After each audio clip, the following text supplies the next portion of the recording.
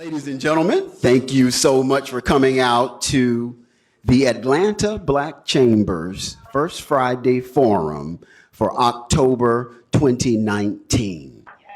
Now let's give a round of applause for the space that we're in today. This is the Russell Center for Innovation and Entrepreneurship. Show some appreciation to RCIE. Now, for those who are not familiar with me, my name is Melvin Coleman. I am the Executive Director for the Atlanta Black Chambers. And it is my pleasure to have each and every one of you here today. I mean, congratulations. This is the hottest ticket in the city. This event will be powerful and informative, and this is the place where you want to be. Now, when I thought about doing an event like this, it's always a case of what's important, what's critical, what's relevant to our community. And I'm so appreciative to have had the response from the panelists today. There were folks who wanted to be on the panel who didn't quite make it because we were booked. And that's confirmation that this event is what is needed in our community. Now, a little bit about the ABC. So we're an organization of entrepreneurs, about 400 plus and growing. And so there is no limit to what this organization will achieve over the next few years and beyond. And we ask you, if you have not yet taken the time to find out more about the ABC, come out to future events so you'll understand who we are, what we do, and why it is important. Very excited to have an ABC member facilitate this panel. Now, this dynamic system, well, first of all, most of you know that the ABC is built and flourishes and thrives because we have the best black girl magic in the ATL metro area. The sisters of the ABC are so dynamic, and it's just something about a black woman and how thorough she is about her business. That's why I keep them close to me and on my team, because they alleviate my stress, and I truly appreciate them. And the young lady today in particular who is going to facilitate this powerful panel, understand, when I went through the process of selecting the right person, I said, I know I gotta have somebody who can deal with these people because we got some serious people on this panel. And when I tell you Miss Darlene Drew, the illustrious, John Maxwell certified, Darlene Drew is going to show you how to facilitate a powerful panel you are going to bear witness today. Now, without any further delay from me, I'm going to ask Miss Darlene Drew to come up and take the mic and then begin to bring up each one of our panelists. So ladies and gentlemen, please a round of applause for Miss Darlene Drew.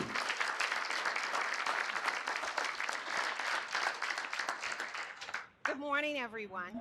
You hear me okay? Thank you. First of all, I want to say that I'm very grateful to have such an incredible introduction by our executive director, Mr. Melvin Coleman. Today is all about what we can receive. Today is all about the experience that we can gain from these esteemed panelists. So without any further ado, we're going to get started. Is that all right? Yes. We just asked a couple of things of you, to not only be present, but be alive. Let us not allow these panelists to get away from us without engaging them, asking them, challenging them, and making sure that we receive. Are you with me? Yes. Let's do this. Ladies and gentlemen, it is my pleasure to introduce our first panelist, none other than Mr. James A. Washington. He is a communications practitioner with over 4 decades, do the math, 4 decades of experience. He is the president and general manager of the Atlanta Voice newspaper. He is the CEO of Dallas Weekly. He has worked for a host of organizations as a member of the board of directors. He is an author, Ladies and gentlemen, join me as we receive none other than James A. Washington.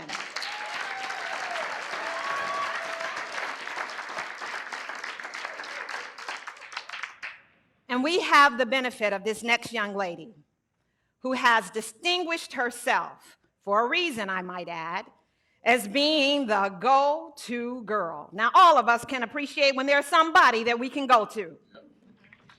Prior to starting her career in the media and entertainment industry, she is the educator that was lauded by parents and teachers because she was the teacher that every student and parent loved.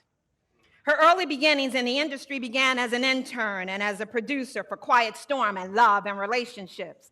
You all know what I'm talking about. And at a point in that career when she was working so hard, I don't know how many of you have had that aha moment when something inside of you says, it's bigger than this. She had that experience and said to her that as hard as you're working for someone else, you can expand your territory. And there began the early beginnings of her entrepreneurship. She is known as a public relations and visibility strategist, the owner and principal consultant of CNBetter Media. Let us receive the go-to girl, Candace Ledbetter.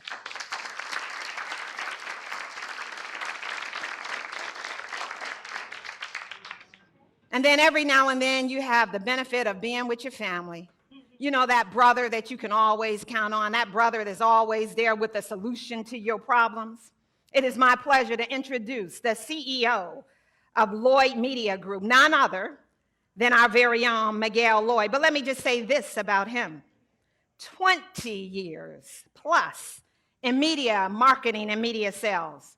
He's worked approximately 6 years with nonprofit organizations, approximately 5 years just helping us out in ABC. He has extensive experience in business development, leadership development, broadcasting, media, and consulting. His early beginnings began as a radio business customizer, media strategy campaigning for local businesses. None other than let us reach out and touch our very own brother, Mr. Miguel Lloyd.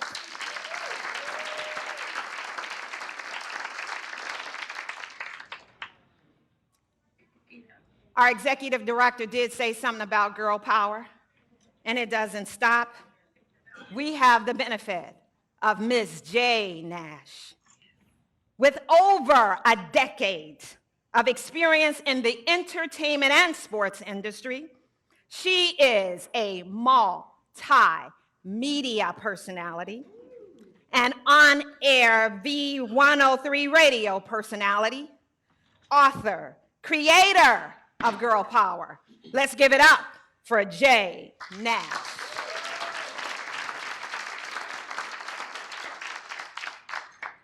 And then we have another brother who name bears all who he is and what he represents. It is none other than Michael Campbell. He is the president and CEO of Black On Purpose Network, the largest Black-owned streaming television network, not in Atlanta, not in Alabama, in the world. He has been committed to streaming positive images of people of color. It began as a single parent when he thought about my son and my daughter, how I want them to see themselves in the media.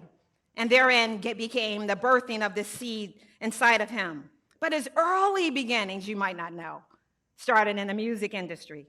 I don't know how many of you were in that talent show. Some of us won, some of us lost. He did all right. From that talent show in junior high school, he then began touring, accumulated 25 gold and platinum awards. He is a voting member of the Grammy Awards. He is responsible for many legendary hip-hop singles. Let us receive the president of Black On Purpose Network, Mr. Michael Campbell.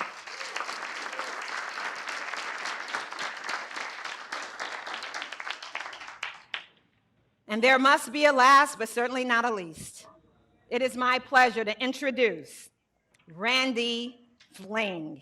You know, every now and then you meet a tech guru. Well, we have one. He is the COO of Steed Media Group. He publishes Rolling Out Urban Style Weekly, which is published in 20 cities to date and growing. If you're ever looking for something really live on Tuesday, you need to check out Tuesday live shows. He has more than 30 years of success in technology, digital media, telecommunications, direct sales, and marketing industries. Let us receive none other than Randy Fling. Let's give it up.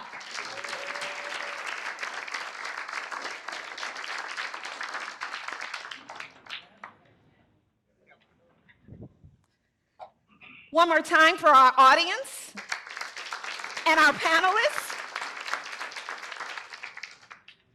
Today, we have the benefit of these esteemed guests, and I, through having the opportunity to speak with them, crafted some questions, but we're going to make sure that we leave time for you to ask questions of whatever we miss. So if it's okay with you, I'm going to dive right in. Are y'all ready? Yes. Are y'all ready? Let's do this. My first question is, I'd like you to share your perspective about what stands out most to you about current happenings in the media. This first question is posed to Michael Campbell, followed by Jay Nash and James Washington. Now, the rest of you, as they're speaking, and you're like, we can hear that too. Is that all right? All right, let's start with Michael.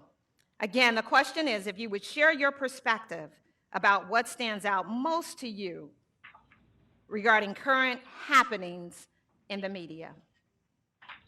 Well, you know, the way the media portrays us is in a negative way as people of color. My focus is people of color.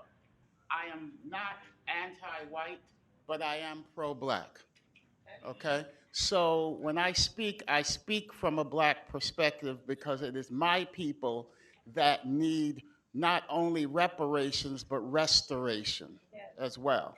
So the media has learned over time how it can manipulate minds and do a fine job of it. So much so that it even has us fooled at times into thinking that we're less than, that we're not better than, when we are, when everything that we do is emulated. I spent many years at DreamWorks, at Sony Pictures, where I see what they did. And if I told you what they really think about you, you would have a totally different perspective and you'd go home and never turn on the TV again, other than Black on Purpose TV.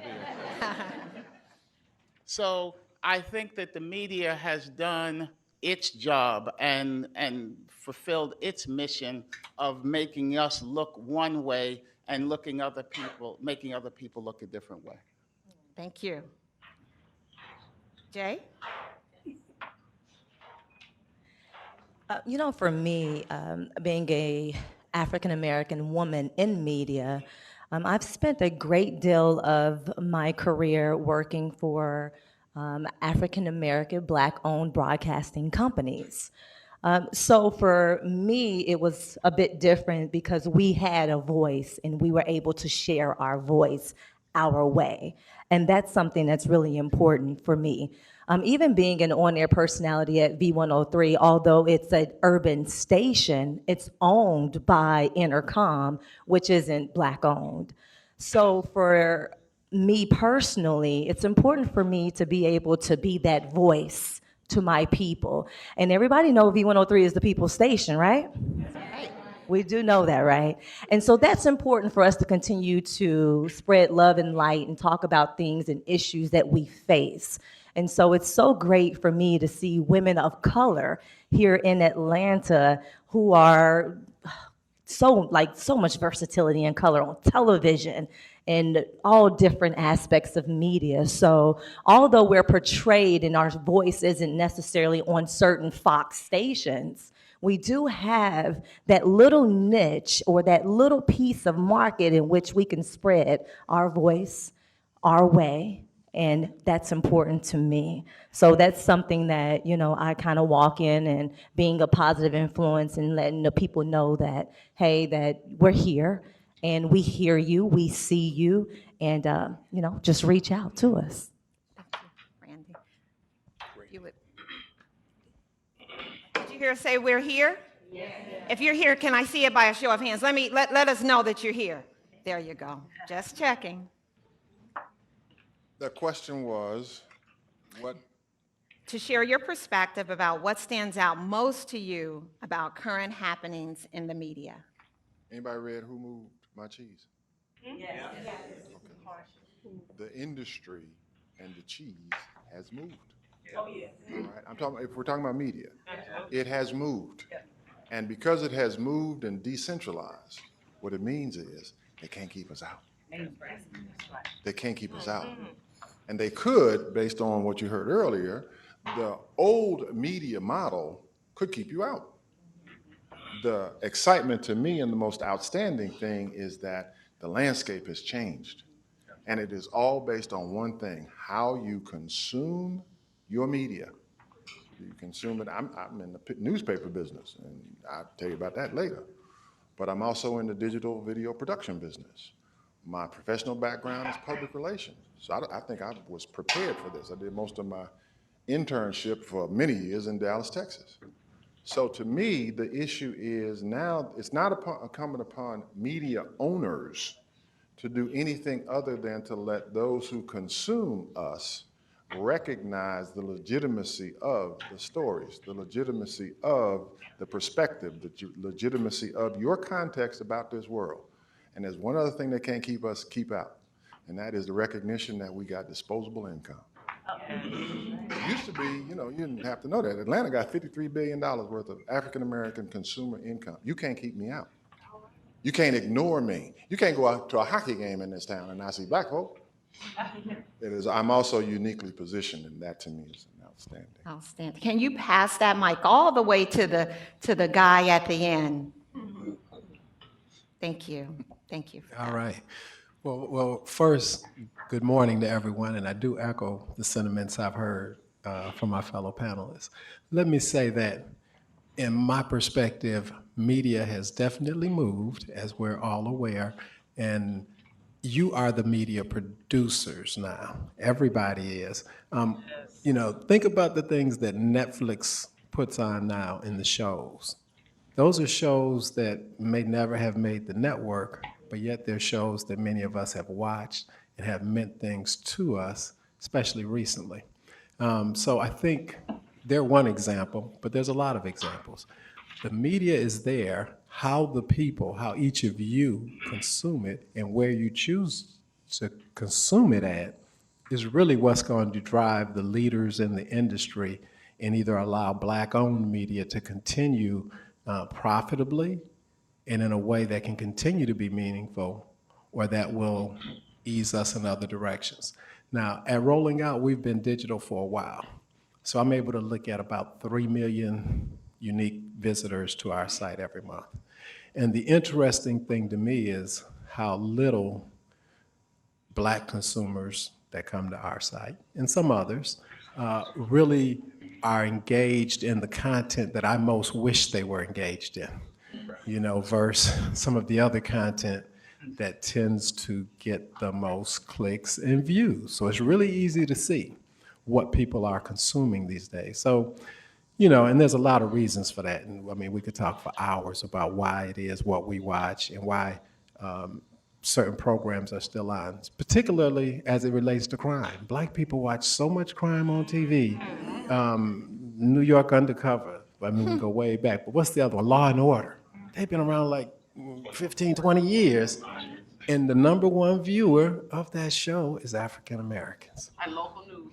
And local news, yeah. So I think social media is great and we're consuming media there, but sometimes that's just pictures. So let's think about where we spend our time and that each of you are the creators of it every time you post something. Is it something that's helpful to the community? Is it sharing good information, or is it just another cute picture? You can go ahead, Candace, yes. Thank you. And just to piggyback off of both, actually all of the thoughts here on the panel, I can't remember if it was Gary Vee or somebody, they said that we are all each individual media companies. And I think right now, the way that the landscape has changed, as he was just recently saying, is that we are in a space where they can't keep us out.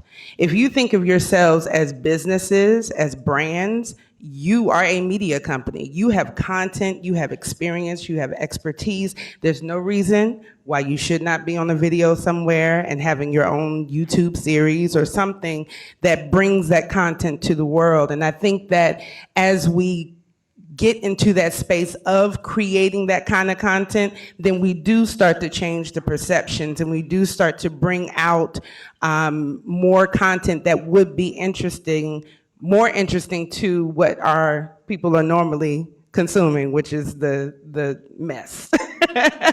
So, but doing it in a creative way that it does reach those audiences. So that's my 2 cents. I think one thing that we need to keep perspective, as I look in this room, 80 to 85% of this room are not digital natives. What do I mean by that? If you're a millennial or younger, you didn't know a world where you had a little cord that came out the wall, and that's how you used the phone, and you had to come home and check your voicemail at the house with a little tape, with a little light that blinked and said that you had a message, right? Most millennials don't even answer their phones. If they don't know the number, they can text. Why are you calling me when you can text? So here's my point. It's great what we're saying right now, but at least half y'all not comfortable with what we're saying or doing what we say you need to do. So, and what do I mean by that? We were trained, as in most of us who are Gen X in this room and older, everything's got to be perfect. You're not just going to grab your phone and just post something without it getting reviewed and edited. And while these millennials and younger, they'll grab it from their bathroom and just post whatever. And next thing you know, they got 1 million views. And you're like, okay, so let's bring it to reality where we're comfortable, right? And where we're going to be comfortable. There are people who are skilled in this game. Everybody up on this panel are skilled. There are plenty of people in this room that are skilled. Consult, find some people who can help you. And I'm not saying you have to do that every time, but you've got some stuff that's going to be pretty well produced. But in between time, yeah, you want to get in the car and grab your phone and say, hey, today I'm doing X, Y, and Z. But rest assured, as much as all that stuff looks like it's not scripted and it's not programmed, even some of these millennials in London, they aren't just doing that stuff willy-nilly. There's a reason. There's a reason why you see all those hashtags and why they tag in X, Y, and Z, and they're doing it a certain time of the day. All that stuff has a purpose. So as much as we are producers, and I remember I sat on did a presentation about a couple of years ago, and I said, who is the #1 producer of content in the world right now? And I flashed Donald Trump's face, and people was like, oh, man, you know what you're talking about. I don't care if it's sports, politics, entertainment, you name it. A lot of the stuff that we do today are produced by this man who doesn't own a television station. All he owns is a Twitter handle and a bully pulpit. And so what am I saying? We can do what he's doing, but it's just on a different scale. Everybody in this room has got a couple of hundred or a couple of thousand people that will listen and respond to what you say or what you do. What you have to do is have some sort of purpose to what you're saying and what you're doing, and how it's either going to benefit your business, benefit your life, or benefit your community. Thank you all for those responses. So one of our takeaways is the media is us. Is that right? There are a lot of other takeaways, but certainly that. I'm going to move on to the next question and ask Candace to hold on to the mic and start us off with this response. What can Black people do to form our own narrative in the media and entertainment. Some of that you guys have spoke to, but for those who haven't, I'd like you, Candace, to start us off with your perspective there. Again, what we've already said, I think that what we can do to own the narrative is to create our content, create that content that's going to be meaningful, create the content that's going to empower, inspire, educate, entertain, in a way that it's productive for us. How do we do that? We tap into our creativity. There's so many different ways to do it. I mean, social media, of course, is at our fingertips, but then also aligning with each other. I mean, there's no reason why we can't, if we're both PR professionals, there's no reason why we can't create a series together and tap into, okay, these are the pain points of my tribe, these are the pain points of your tribe, and then we create something that's going to put out and bring those people in, so. Thank you. Miguel, and then Jay and Randy. Yeah, I think that what Sis just said is important. This competition thing, we don't have time for that. We just don't. You know, I just saw, when I first joined the chamber, she was very active in the chamber, and she got busy. She got real work that she's doing. And I watch what she's doing, and I'm the first one to want to applaud what she's doing, because it's too, you know, when we look at the landscape of media and we talk about we all having our own platforms, and we do, but we still do have some behemoths out there that are really controlling the voices. People will say in a minute, why won't BET do X, Y, and Z? BET has not been black owned for over 10 years. And here's the thing, in my experience, this is one thing that you guys need to understand.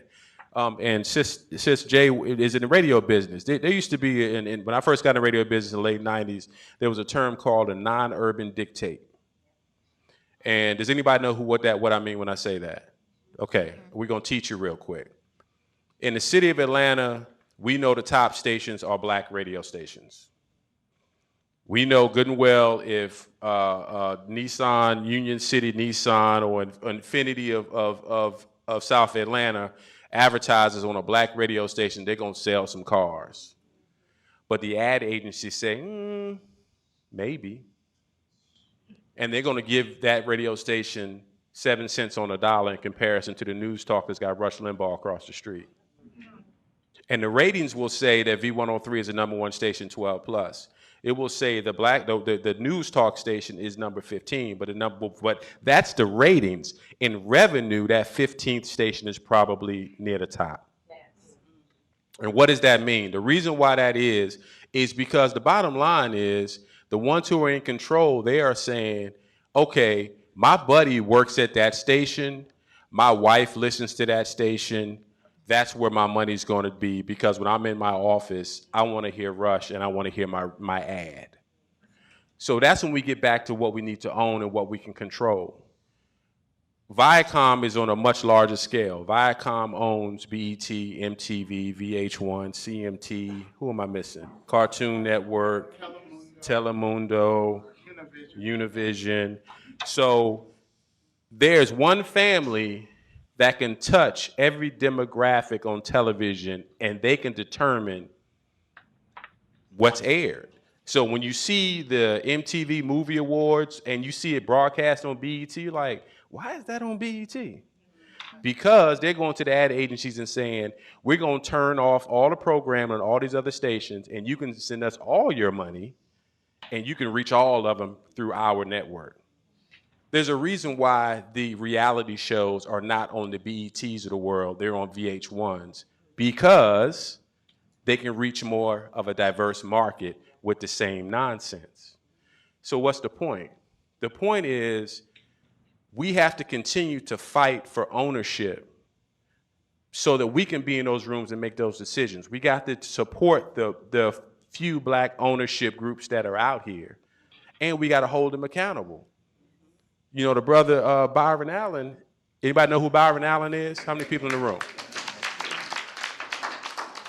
Love what Byron Allen is doing. The brother bought the Weather Channel, $300 million. He's also purchased some news stations, sports stations about 6 or so months ago. but we all know who their partners were in buying that group too. Now, before Lloyd goes too far, we're going to talk about Byron Allen in a minute, so I'm going to just pull Lloyd back on in. And I told her beforehand, you better reel me in because I got a lot to share. We agree that I might have to pull him back in, Yeah. but we appreciate you, Yeah, Lloyd. yeah. Let's pass the mic, if you will, to Jay. What's the question again? Okay, the question is, what can Black people do to form our own narrative in media and entertainment? Platforms. I hope everyone in here, but not maybe everyone, you may have some inspiring entrepreneurs. How many entrepreneurs or inspiring entrepreneurs are in the room? How many of you entrepreneurs would like to get some kind of advertisement, marketing for your business? How many of you have advertising, marketing money? All right. That goes to show that social media is so powerful. Before I went to V103, I had created a platform 8 years ago called Girl Power Hour Radio. I did that because I felt that women in particular, we needed our voice heard our way. And because when you're on corporate companies or corporate stations, you're only limited. Before I walk into V103, I have to have a rundown of what I'm going to say on air before I crack that mic. I can't just say what I want to say. But Girl Power Hour Radio gives me the leverage to say what I want to say and how I want to say it. So social media has become so powerful for me in the last 8 years in making sure that I could spread the voice of women and our voice our way. And that was important to me. So when I decided that I wanted to transition over, I felt that, hey, I got a niche right here with women. I have my own platform. How do I introduce that platform to your station? We're still going through it. It's all good though, because it still gives me an opportunity to share our voice our way by having connections with the right people doing the right things. So for me, social media has really, really been very, very good to me in making sure that I get my voice. So as an entrepreneur, your platform, what you say, make sure you have purpose. If you have some kind of company, whether you're a realtor, you're an entrepreneur, or whether you have a product line, have a purpose behind your product line and share your story. Your story is what's going to get you to that media platform. Thank you.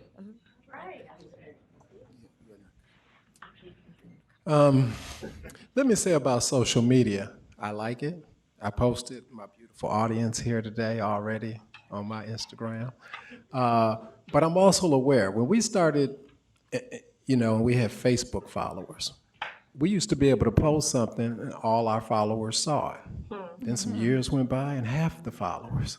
Now it's under 10%. Wow. So they're my followers, but are they? So I say that about like Instagram right now. You can put anything on there. They're owned by Facebook. I'm not going to be all that surprised when suddenly certain type of things that you want to put on there for your business, they're not going to allow, or they're going to start charging for. So I say that to say, as beautiful as it is, be aware. Realize that the one thing in common people will probably keep from the time they're about 8 years old until they die in today's world is their phone number. Because you can port it, and for those of you who don't know, you used to not be able to do that. I know most of you know that like I do. But, from one company, one place, one city. So I would suggest the platform that you use to reach your people, you want to make sure you've got multiple platforms and really be aware of the platforms that you're using and how they'll be available to you as time moves on, because there's no guarantee. And there are companies that we thought would never go bankrupt. All of you remember Blockbuster.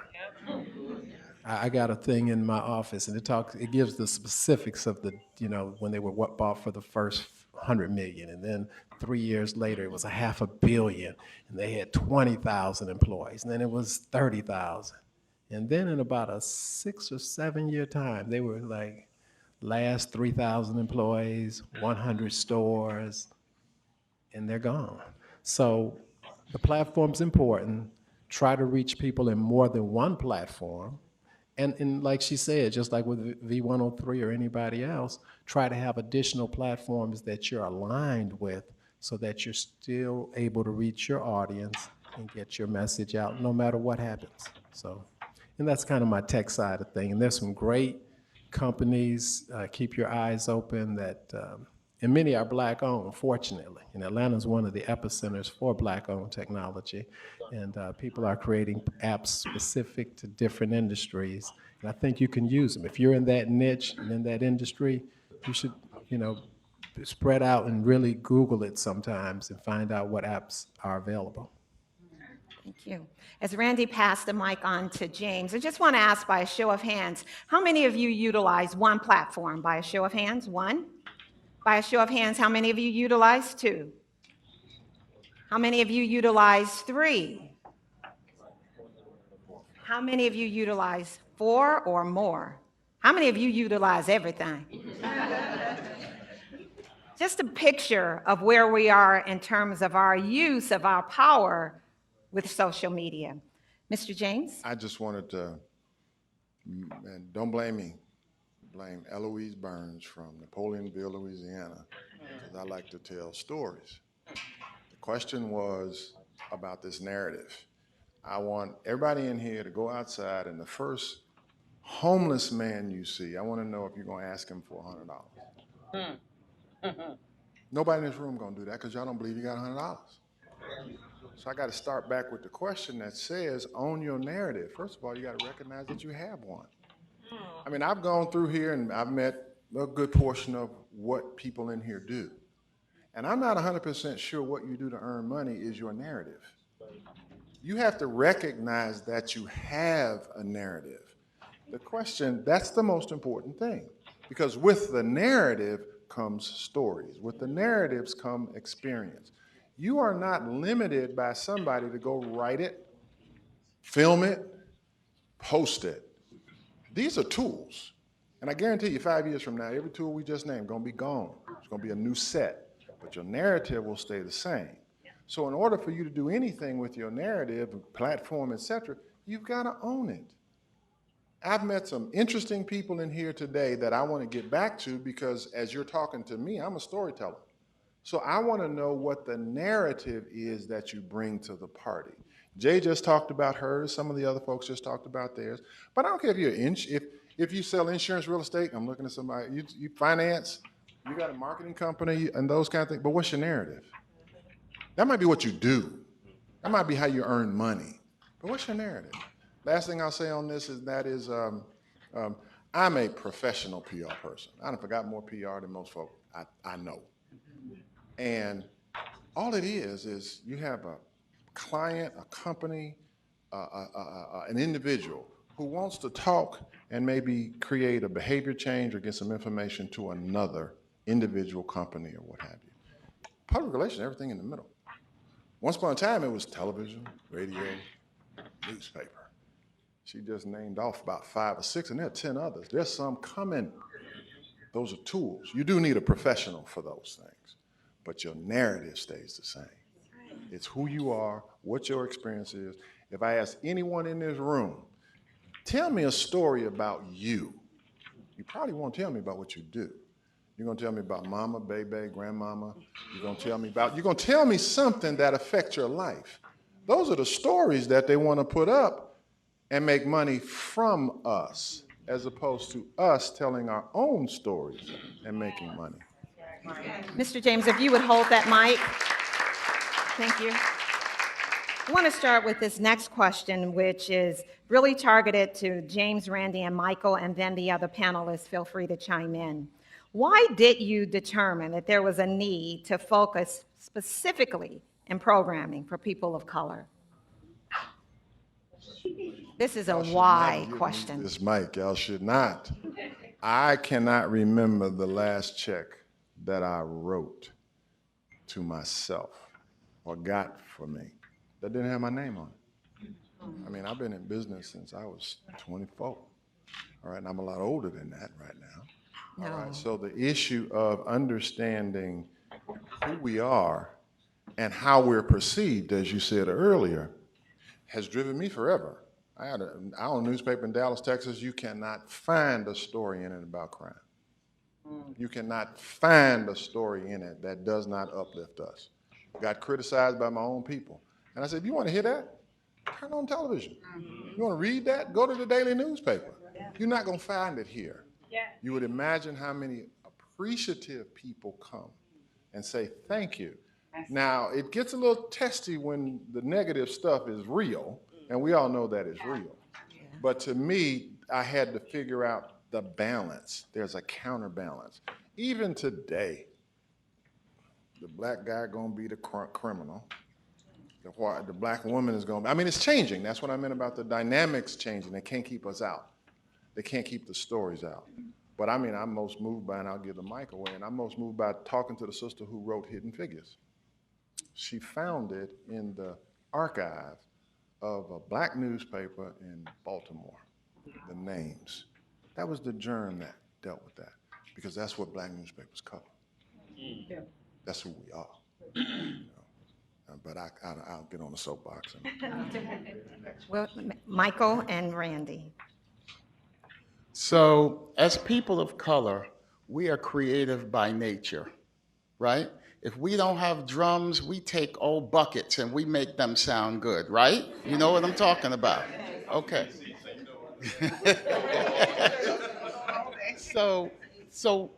But what happens is we create amazing things, amazing songs, amazing content, and then we say, now what? I formulated Black on Purpose Television to answer the question, now what? In a way that allows us to express ourselves without anybody coming in the way and saying, oh, well, you're gonna need to change this about this or change this about that. That's a whole nother story. There are dozens of films that would not get funded if they didn't change aspects of their content in order to get paid, right?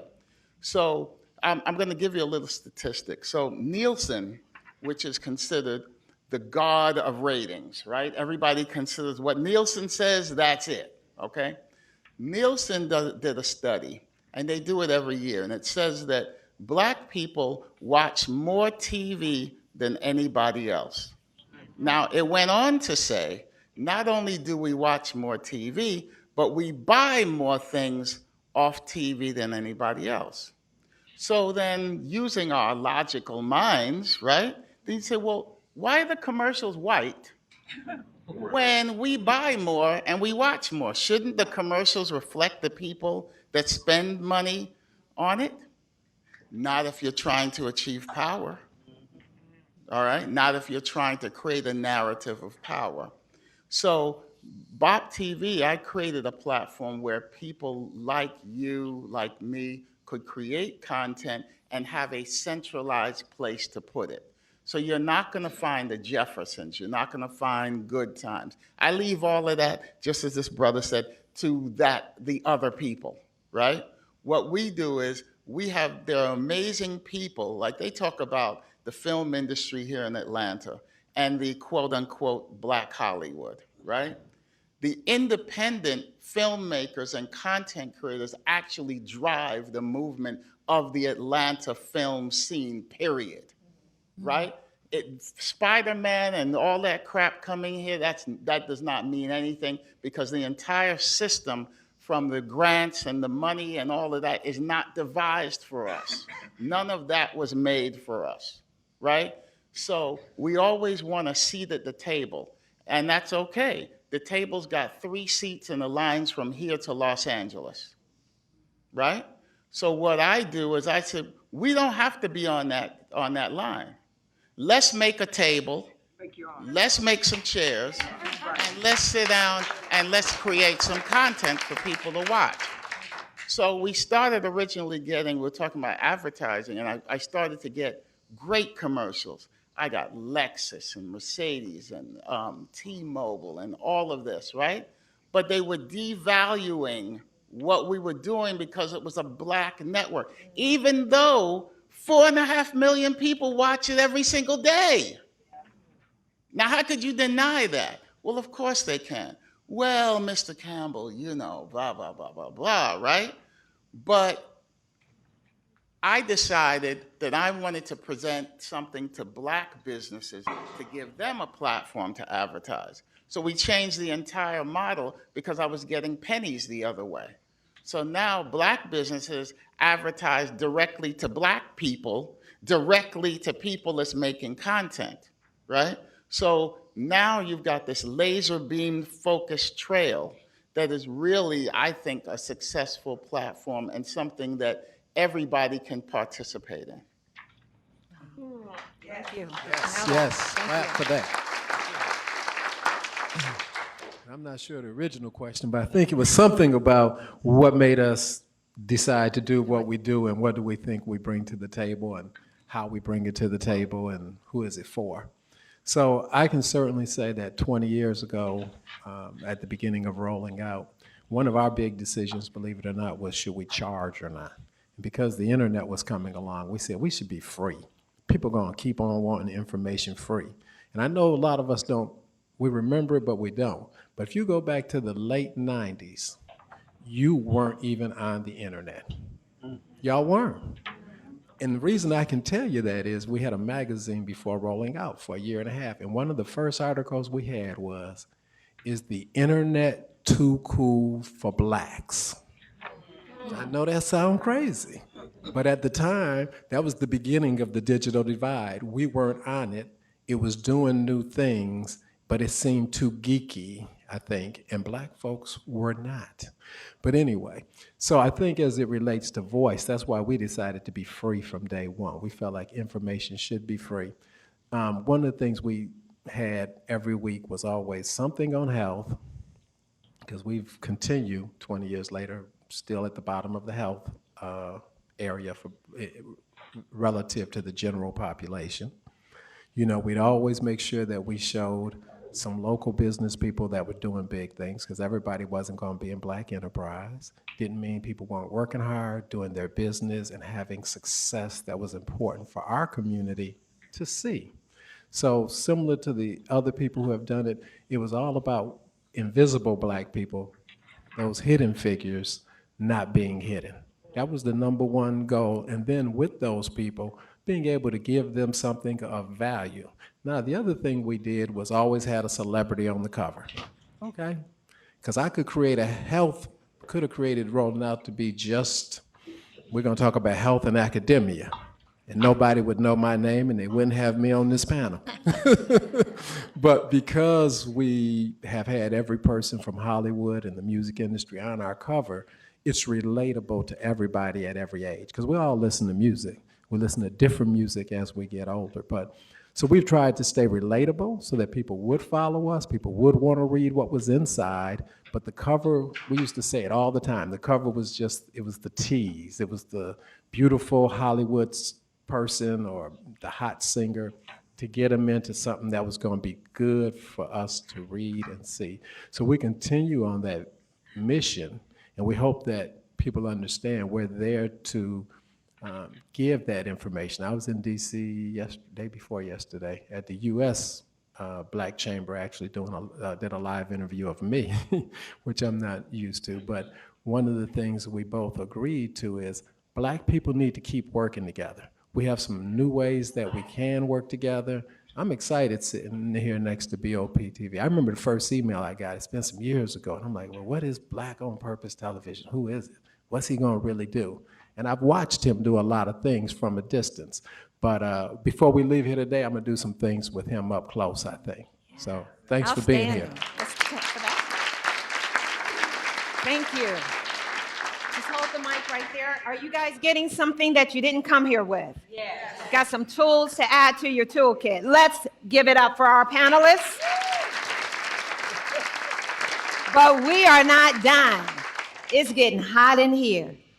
Miguel Lloyd started the conversation talking about a topic. And given the name of this forum, Black Media Owning and Controlling Our Narrative, we would be remiss. We would do a disservice to all that is going on in the media if we did not speak to this topic. How many of you are not aware that there is a lawsuit by Byron Allen? How many of you are not aware of it? Okay, which speaks to the necessity of why this esteemed panelist will make us aware. I'm just going to read exactly what's been in the media in order to set the foundation for this topic. And here it is. Byron Allen, comedian and media mogul, is suing Comcast for $20 billion. Allen says the lawsuit is about economic inclusion for African American people. He cites the Civil Rights Act of 1866. This case is going to the Supreme Court. If Allen wins, it will be a major victory for Black-owned companies. I know that Miguel Lloyd is well-versed. We've talked about it already. Let us start this conversation with Miguel Lloyd. Oh, I'm sorry, with Mike Campbell. I'm sorry. I didn't. Let us start this conversation with Michael Campbell, and I'm going to ask all of the panelists, because I have reason to believe that everybody up here has something to say about this lawsuit. Okay, so I want to say this. Before there was Byron Allen, there was a gentleman named Don Barden, right, who was a personal friend of mine. Don Barden was a disruptor, right? So Don Barden became a multi-millionaire by disruption, right? So let me explain. So in Detroit, they were divvying up the cable systems for Detroit. So they didn't know who was going to have what, right? So you have Time Warner there, you had Comcast there, and they were all battling. And he kind of came in the room and said, "Excuse me, there's no black people up in here. There's no black people represented," right? So they were like, They didn't, and he said, "Well, there needs to be some representation. Detroit is a black city. What are you talking about?" Right? So what happens is Time Warner pulled him to the side and said, "Well, look, we could make a deal," right? So that started Barden Cable, right? Barden Cable, then he eventually sold back to Time Warner the deal, right? He sold back to Time Warner, and it made Don Barden and his family billionaires, right? Then he went on to own casinos. He became the first black owner of a major Las Vegas casino, right? I'm talking owning the building, everything for a black man. And I spent 10 years in Vegas with DreamWorks. And I'm telling you, it's very difficult to get any kind of license for anything being black in Las Vegas, right? It's the South of the West, right? You like that? I like that. We're going to roll with that. All right? And sometimes they come to me like that, right? Okay. I got a quick one for you. Diversity is not equality. Okay. Now, that came from me. Be sure to quote me. All right. So when you come in, and the thing about Byron Allen, he is another disruptor, right? He is another disruptor that sees the inequality, sees the injustice, and is bold enough to speak up and say, whoa, wait a minute. This is not fair. The pie is not being divided equally, right? So I encourage everybody here at your jobs, right? In situations you deal with, be that disruptor, right? Stop accepting just any old okey doke that somebody tells you, right? Stand up for yourselves.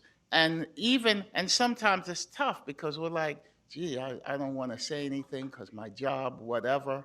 If you don't say something, it will continue. Come on. Right? And you're passing on that misery to somebody else when you could fix it now. Right? Don't be afraid to pull somebody to the carpet and say, "Oh, no, not today. This is what's happening today." Right? So who's next? All right, here we go.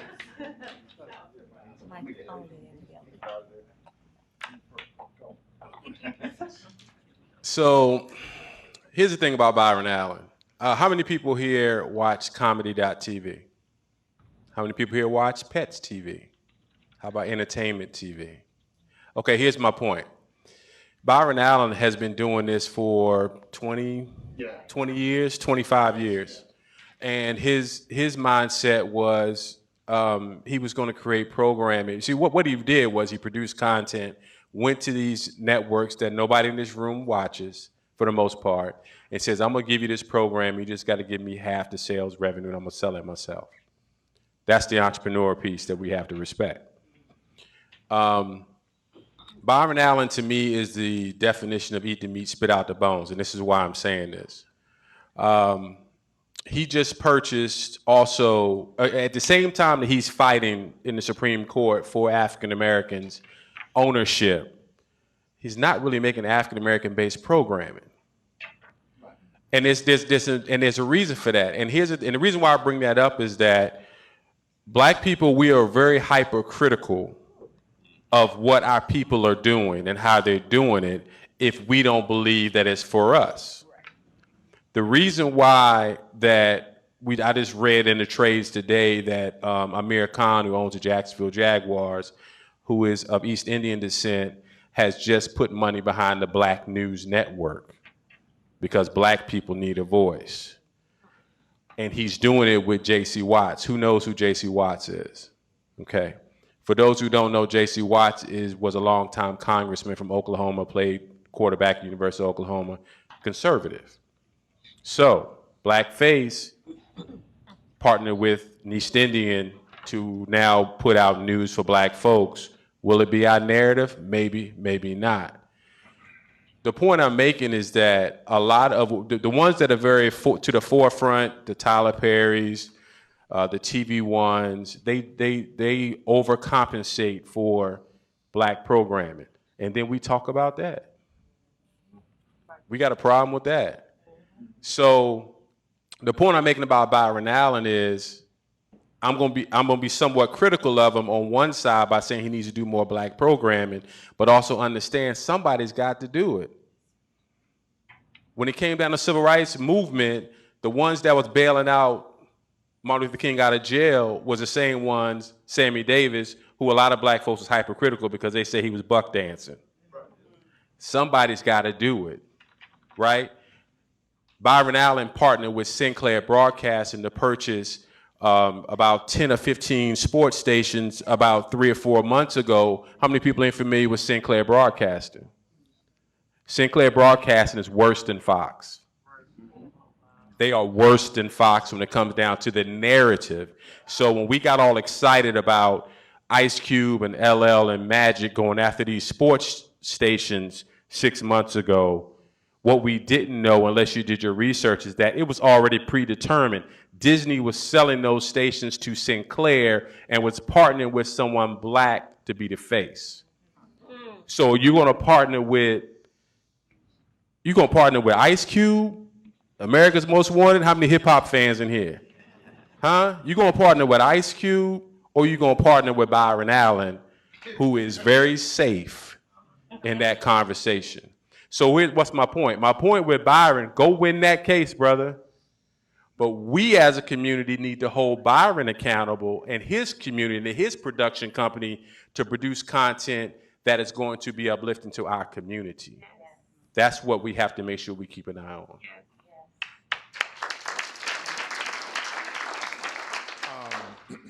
The examples given are the ones that I think were referenced earlier that simply said this is about power and money. And what extreme would anyone go to still manipulate you? All right? You know, the fact that we're talking in 2019 about this does not alleviate the simplistic blackface. You got them. They've been doing this for us forever. Now, I say that without attempting to get on my soapbox that say, I own mine. There are people up here who own theirs. There's a historical reference here that if you want to hear it, I'm going to tell it. If you don't want to hear it, I'm still going to tell it. All right? And that is the white man's ice is colder. Right. People have been believing that for years because that's what they drilled into us. I happen to go to graduate school with a bunch of brothers who want to be Black doctors, and I can tell you I'm going with them because if they got a degree in medicine, I know what they had to go through to earn it. That's right. I got a Black newspaper. I got one in Dallas. I simply sleep with the publisher over here, which if I don't say she's my wife, she's gonna get upset. All right? The archives of the civil rights movement are in you can search them now on our website. But what I'm saying is that when storyteller, y'all remember, when Jackie Robinson crossed the color line of baseball, killed ownership of baseball teams. Yes. Ain't no owners, ain't no coaches, ain't no managers, because he went over there and he can play with them white folks. Yeah. Now everybody in minor leagues strive to do that. Same thing happened in this business. When the riots of the 60s happened, ain't no black folks in white newspaper rooms. Where'd they get their reporters from? They went to black newspapers and basically took them. Yeah. Then all of a sudden that left a trail for if you don't want to go to Clark anymore. You want to go to NYU. Yeah. You don't work for the Pittsburgh Courier anymore. You want to work for the New York Times. Yeah. There they went, and all of a sudden, don't get mad with me when I say, oh, plantation. Yeah. Please understand that when you go there and you want to tell your narrative, you got to answer to somebody. All right, so there's another side to this that's very basic, and that is understand what's being said here. And Million Man March, first words out of Farrakhan's mouth: subscribe and support a black newspaper. Now, we just happen to be in that niche, I'm talking about us, that says cameras, social media, video production, and that kind of stuff, because if I only deal with the print side of it, I'm out of business, because that's not where you are. But, excuse me, put it in my newspaper, I think it's just as valid as the white folks, but the white folks gonna get your money before you subscribe to my paper. I'm not beating anybody up. I'm saying these little things go back to how they control you. The white man's ice is colder. How many folk believe that? I'd rather go to a white doctor, I'd rather go to a white store, I'd rather go do, excuse me, I mean, you got professionals up here. You need something in media, excuse me, anybody, I saw some real estate, some branding people, etc. I bet y'all about as good as anybody else. We laughed about this at the office, and I'll give up the mic. T.D. Jakes coming back to town. Years ago, he used to do Women Thou Art Loosed or Manifest in Atlanta. We called him, I didn't. Nice bright little sister called him and said, well, when you come, you're gonna advertise with the Atlanta Voice. Yes, we are gonna do that. Here we come, closer, closer, closer. And I'm a fan of T.D. Jakes. There's some billboards. We hearing them on radio stations. We call them up, they don't even want to talk to us. They hired a white firm to promote that. Front page of the Atlanta Voice, mega fest, mega snubs the black press. He was furious. And they went over there, he almost cussed out our people, all right? Because he's really mad. And I simply, did they lie? Next question.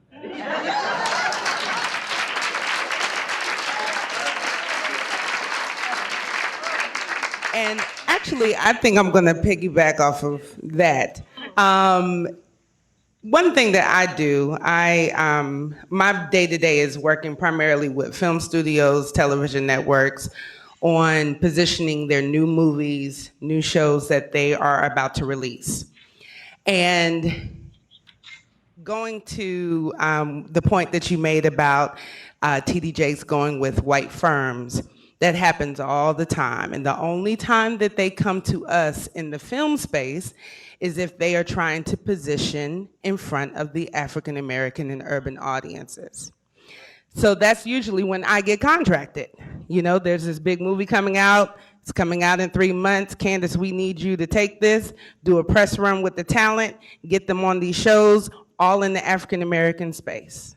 So I'm immediately put into a box, because that's all I'm supposed to be able to do. I don't have contacts at Good Morning America or the Today Show, but really I do. I just got a client on Dr. Oz last week, so I'm just trying to find out, like, but the problem is they don't respect black media. If you all remember recently, maybe a couple of months ago, Halle Berry was on the red carpet. Did anybody hear about this story? Halle Berry was on the red carpet, and it was for, I forgot what the movie, but she was on the red carpet.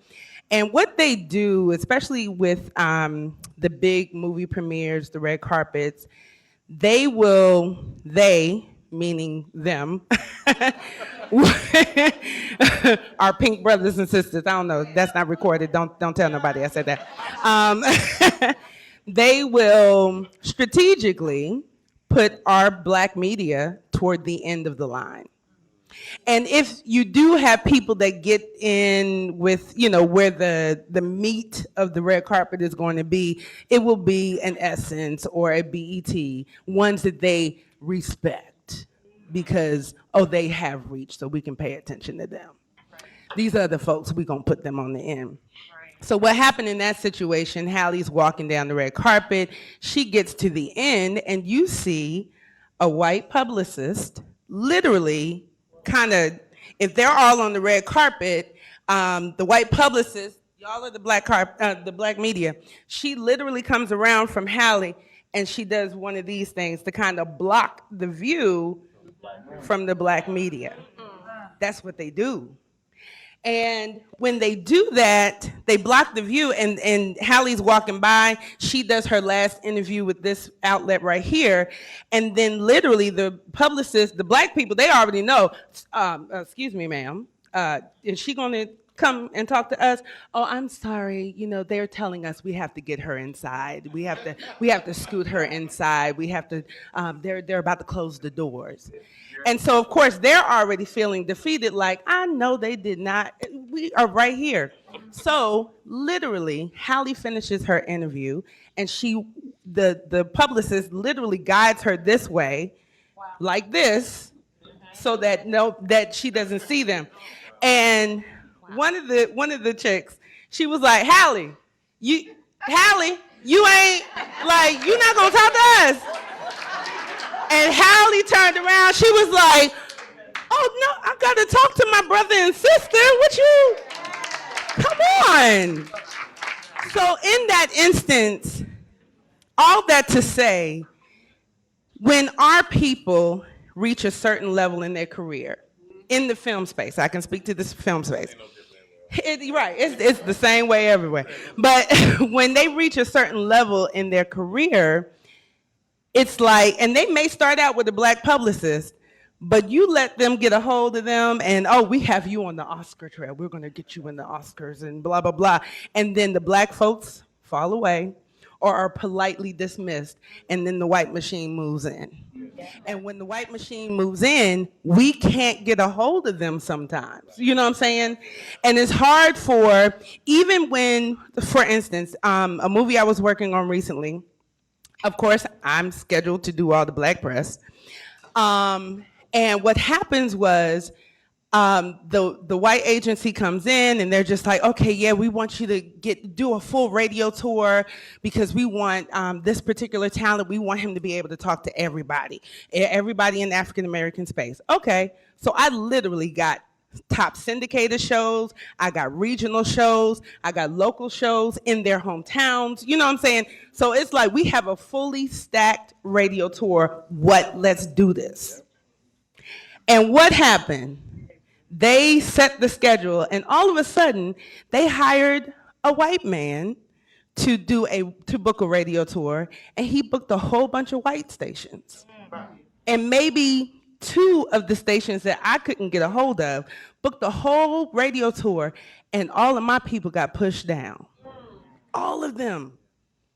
And I'm not one who wants to pull the race card hey, we're gonna talk about this. Let's have a conversation, please.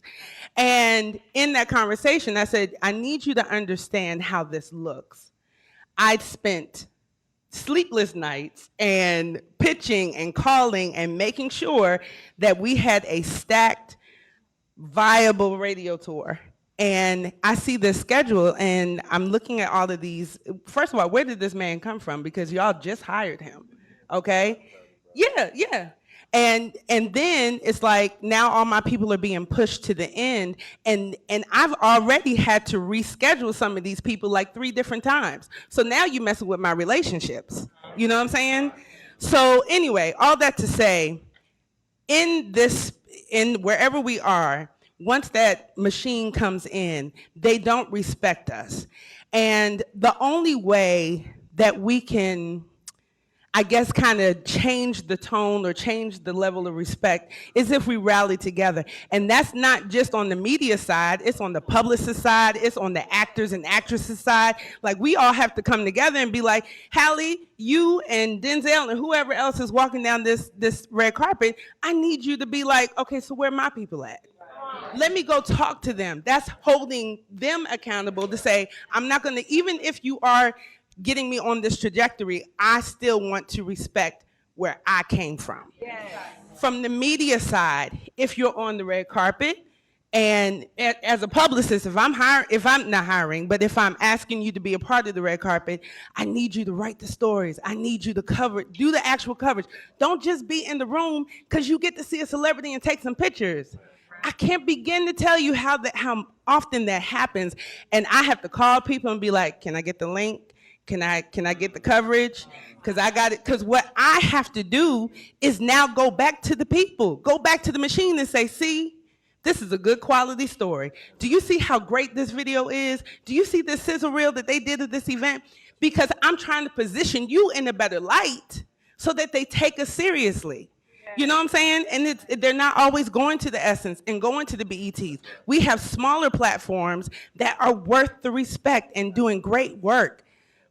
And then for the publicists, we have to be held accountable too. You know what I'm saying? So it's across the board. So I just wanted to share that, just because you. What? That's a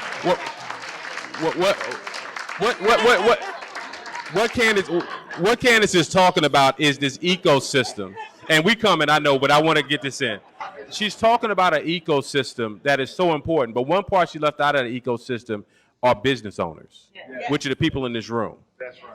These platforms, everything you see up here, people like myself who works in intermediary as a media buyer, planner, publicist, we got to depend on black businesses to be the ones that are supporting these businesses. These are businesses too. And what's my point? If we are so metric driven right now that these folks can always go to the numbers and say, see, if I put this person, Kevin Hart, on TMZ instead of V103, I'm gonna get XYZ numbers. So it's even harder now for black media to say we're more valuable, right? So who needs to fill that void? On her radio show, there's 14 units an hour that's gonna be on her show, right? Of those units, we need some of the businesses in this room to buy those ads. So we can keep Jay on the air. So the Randy, when they're producing podcasts, right? We can keep those shows produced, right? And I'm coming, but because in the newspaper space, you see now most of the newspapers are now going into digital and they're doing a little bit of everything. Most of these companies now they're just marketing firms. Newspapers, USA Today, TV One, it's a whole ecosystem now. And I'm gonna tell you this last story. I'm gonna pass the mic. I worked on an experiential marketing team with Essence Festival. This was about 6 years ago. Essence Festival was going around producing experiential marketing, meaning we're going to Walmart, we're drumming up business to get people to go to New Orleans. This was a summer tour, it was about 6 to 8 weeks. The experiential marketing team that I was contracted to work for was an Hispanic firm for Essence Festival.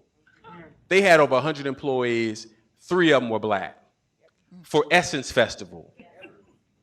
You trying to tell me you couldn't find a black team you can pull together to help market Essence Festival? You had to go to an Hispanic firm, and no diss to my Hispanic brothers, but they not pulling us in for no Telemundo shows, right? So that's where we have to get to the point that we have to demand with our dollars, right? We have to make sure that we are engaged in the process. It ain't just our job, and I say our as in the people creating media. It's y'all's job to engage. And because it's got to be a partnership, that's the only way we're going to build a narrative. I know we probably had gone off script. Nope. I'm waiting on Byron now. I'm sorry, man. I'm sorry. I get my And my opinion's a little different because everybody in here, are we capitalists? Yes. Are we here for the money? Yes. I want Byron Allen to sell $22 billion billion worth of pet food and pet hats and pet everything to white and some black people all over America. That's what I want him to do with those channels. See what I'm saying? He don't have to make a movie for me. Thank God for Bounce TV, TV One. We have channels. You are your own channel. We have some channels. But in America, the real power comes from him making $20 billion, and it can come from somebody else. And that may not be the venue for our stories. That's why James is here. And we got other ways to make the money. And hopefully he will, what you do afterwards, you can do. So I just wanted to say that if we're here for money, y'all, the real power comes from that, because then he can control and share control other places. I just want to real quick. Now, yes. Monique, Steve Harvey, y'all with me? I learned a great thing from Monique through the whole thing. It is definitely about the integrity game. It is about the integrity game. You saw what happened to Steve Harvey after the money game. You see the disrespect, Kelly Clarkson, really? Right? You see that move. There's a diss in there, right? Right? So it is about the integrity game. We must have integrity with each other, how we do business, how we interact. No crab in the barrel. Stop it. Thank you.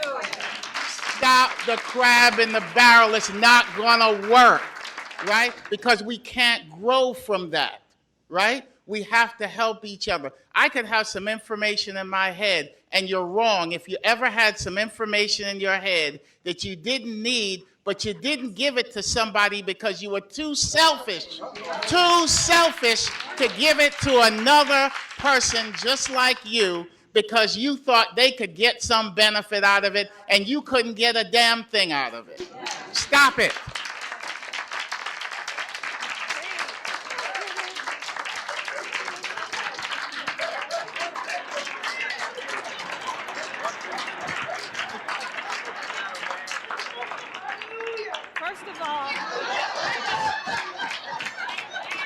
Are you enjoying this panel?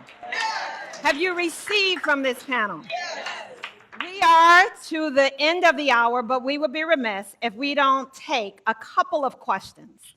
But I am not giving this mic up. I'm giving it to you. So I'm going to ask the young man in the red. Do you need the mic? Happy to bring you the mic. I don't need the mic. Okay. Can you hear me? Yes. I used to do a radio show about 30 years ago. It was called African Kaleidoscope. And I had the opportunity to be around, several individuals. They dropped some gems on me, right?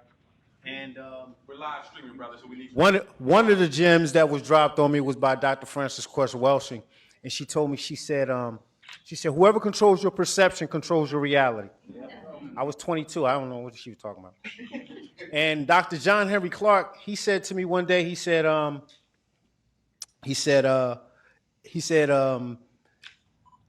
ignorance takes advantage. No, he said intelligence takes advantage of ignorance in every situation, right? And I remember then Leonard Jeffers told me. He said that it was about the same, in the same vein as intelligence takes advantage. But no, he said ignorance is bliss. And they gave this to me over like about a year and a half time, and I think I was somewhere around my 40s, and I was like, reflecting, and it all clicked. I'm like, wow. Perception is how we see and understand.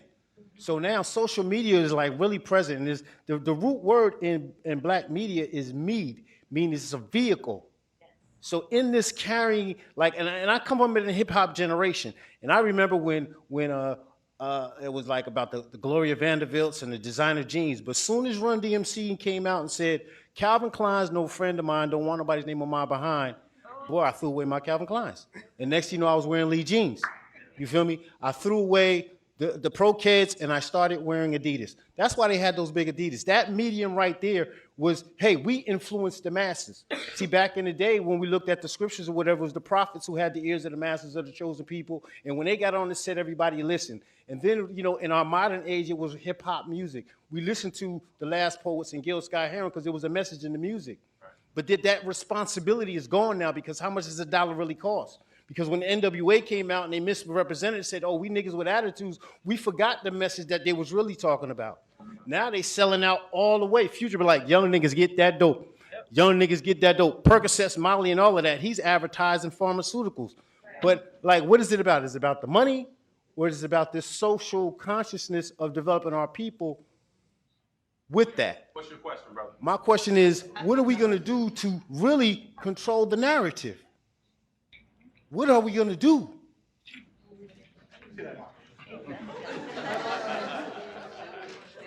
So, can you hear me? They're going to answer the question. So, You can go ahead, I think- Miguel. Go ahead, sis. Go ahead. Go. Good time. So here's the thing. And we want to make sure we talked about solutions. Yes. No matter how small the platform, we got to make sure the smaller platforms we have grow to have the influence of the major platforms. As we talked about all the platforms that are here, and how each one of us have all these platforms, people who got 100,000 and millions on these views. As Randy mentioned, if Facebook, Instagram decide they're gonna cut you off tomorrow, you're gone. Yeah. Stop promoting. Here's one thing I want y'all to keep an eye on. You do not own the content you're putting out on social media. They own it. So I tell my clients all the time, if you're gonna publish a blog, a 300-word post, post it on your personal blog, on the website that you own, and then send them a link. Because here's what happens. If Facebook decides, and I don't know about, I know friends of mine who get in Facebook jail in a minute because they posted something that Facebook's people decided they didn't like. If you post it on your own website, they can't just cut you off.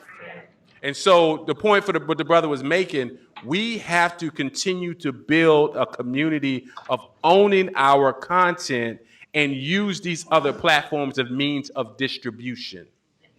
Okay?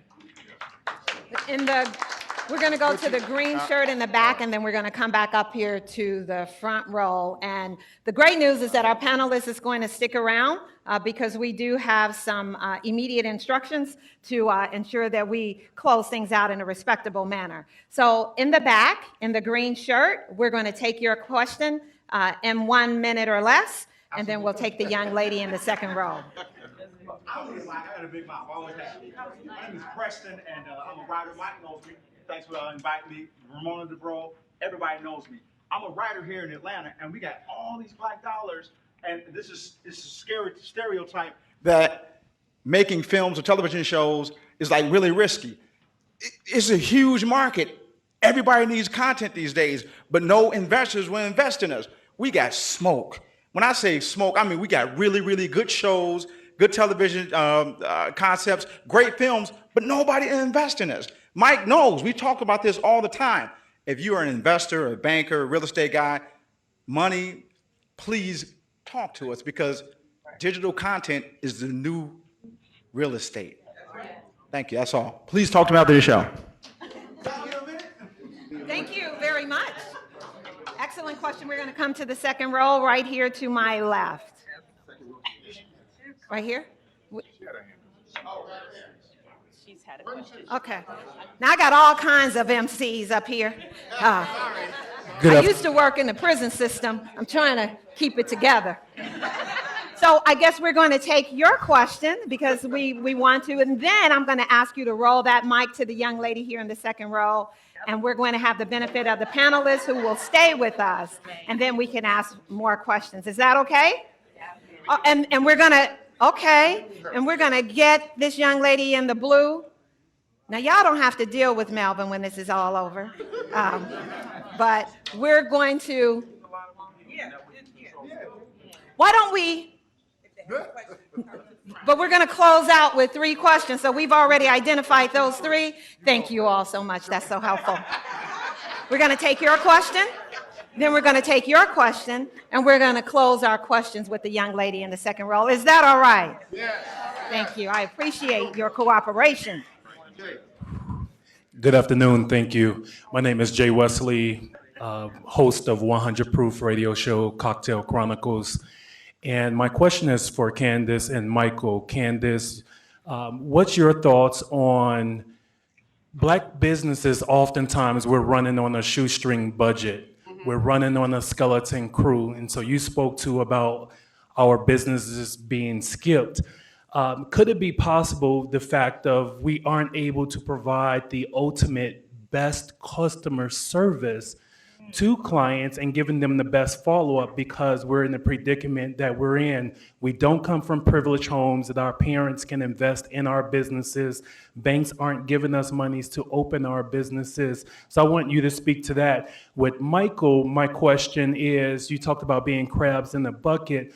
What happens when you work for someone for free? You're willing to give all of your resources, and then they go behind your back, take your resources, and may perhaps damage that relationship for you, or they move forward with your relationship without you. Thank you.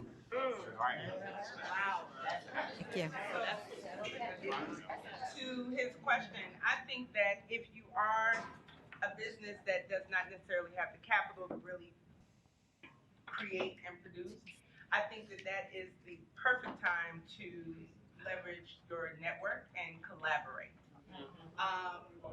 The thing about it is, if I know that I'm trying to get to a certain level, but I'm not there yet, but I do know somebody that is, or I know somebody that knows somebody, I'm going to try to get to that person to be that mentor, or to be that person, thank you, to be somebody that will kind of take me in and allow me to incubate with them, if you will, to learn, to grow, to scale, and find out how they do it and give them an opportunity to invest in what I'm doing. You know what I'm saying? I think collaboration is key. And that goes and ties into the whole crabs in the barrel situation, because sometimes you may identify those people, but sometimes they don't want to work with you because they see you as the next person that's got these innovative ideas and creative ideas that's going to come in and take their shine. And we have to step outside of that mentality, because what you have may enhance what they're not doing. And what they have will definitely enhance what you're trying to do. So I think that when we get to a point where we recognize and respect each other and what we bring to the table for each other, then that's when you'll be able to produce at a greater level. The people, and I was told to make this real quick, the people that you work with, hold them to high standards of integrity. I hold my people to very high standards. If you screw over somebody, you're out, right? And eventually you get the team you want. So was that quick enough, brother? Yes. All right. Oh. Hold your mic first. We'll come back to you, Michael. Was that Michael or who? He was saying 2 more questions. Greetings, beautiful people. My name is Isna Tianti, and my question is, how can we put ego down so we can rise up? How can we devise a think tank? We have too many brilliant minds within our communities to where we cannot all come together, whether it be media, whether it be real estate, whether it be whatever our area of expertise is, get the brightest and brilliance of minds and come together. We don't have to rely on anyone else with everyone that we have in our communities. And we're just not even talking about Atlanta. We're too brilliant of a people to not be able to formulate our own think tanks, because everyone else does. That is taught. Anyone who wants to answer. Thank you.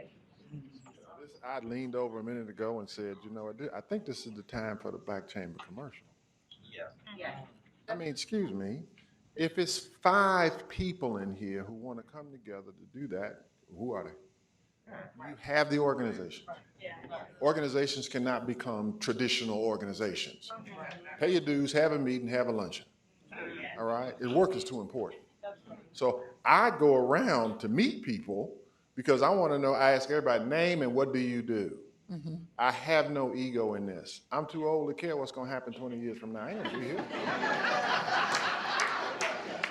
The difference between me and some of the people in here are 20 years, 30 years of living. I mean, we all can do that.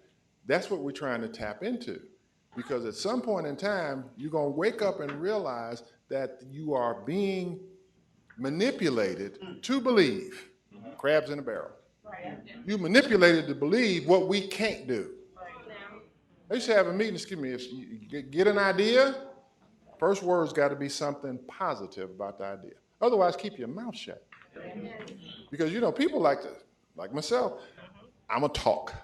Well, you said something, so I got to say something, show I'm as smart as he is. Well, we ain't got time for that anymore. All right? The reason that, then the answer to the question was, excuse me, Black Chamber, we want to you guys to get together and program, put together some model, if you will, of what a think tank looks like, and then go recruit people. They all sitting in here.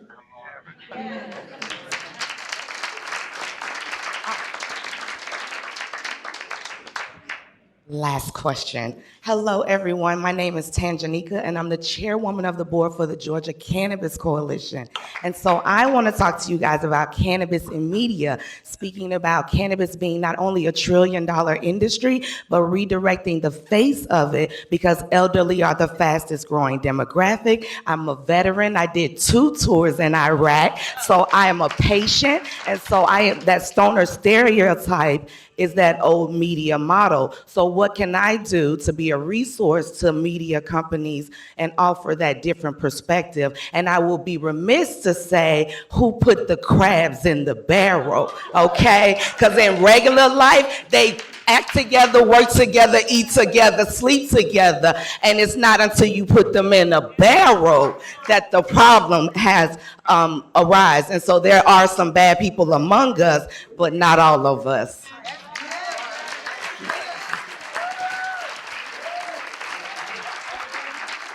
I'm gonna be real quick. Make some money and have the ability to invest in media companies. We need you as business owners to be on the backside. Don't worry about producing content. We got that. We can produce some amazing content. More media companies need investors, and we want them to be you guys, because at that point you can influence what's being produced. You and I met at, I don't know if it was Bronner Brothers or something, but you gave us a flyer a few weeks ago about a cannabis event that you were doing. Cannabis is big right now, and in fact, V103 is actually airing because there's a convention going on. So the cannabis world is, like you said, the stoner type. That was something so old, it's not, yeah, it's not even, it's so, cannabis has become so popular in terms of healing people. And so now media is all about healing. Look at vegans, veganism, vegetarians. Everybody is changing the scope when it comes to healing. So cannabis is becoming really popular. What I would suggest to you is to keep doing what you're doing. You show up at events, you show up at discussions like this, and you bring it to the forefront about why it's so important to have. Media nowadays, you just can't say we, this, that, and the third. So you have to use your terminology a certain way in order for you to get on a mass media, or a broadcast station. But you're doing good in the cannabis. I see you working. You guys familiar with Nollywood? Africa? Africa's become the #2 movie maker in the world. And they've done so because they don't practice individualism, they practice communalism, right? And so we have to take a look at that. One person has a camera, one has a script, one has lights, well, let's make a movie, right? So we have to look at things like that. Oh. Okay. Candace is gonna stay here. You all know Melvin here? You see that look? Okay. Okay. When I do a movie about Obama, this will be Miss Obama right here. She's so beautiful. Oh, thank you. Ladies and gentlemen, I want to make our final thank you to Mr. James Washington, Candace Ledbetter, Miguel Lloyd, Jay Nash, Michael Campbell, Mr. Randy Fling, our Executive Director, Mr. Melvin Coleman, and to all of you, we bid you farewell. Have a great evening. It has been our pleasure to serve you up. Have a great day.